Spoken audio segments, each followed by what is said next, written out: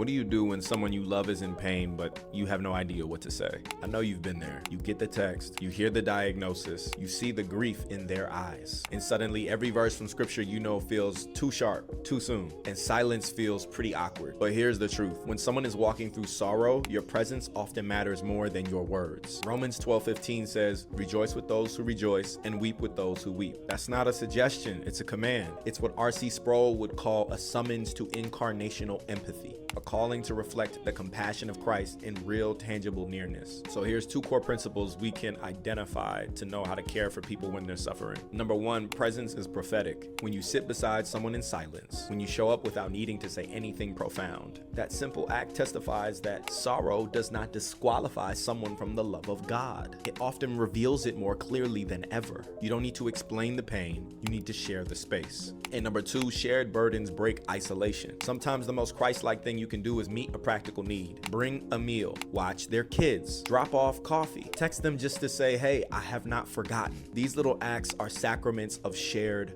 sorrow. They whisper to the suffering heart that you are not abandoned and you are not alone. As Charles Spurgeon once said, "A little faith brings your soul to heaven, but great faith brings heaven to your soul." Your faithfulness, your quiet, constant care might be the very thing that helps bring a glimpse of heaven into someone else's darkness. Be that lantern for whomever you know is hurting right now. And the key thing is, you don't have to fix it. You don't have to explain it. You just have to be willing to stay present, because that's exactly what Jesus does for us.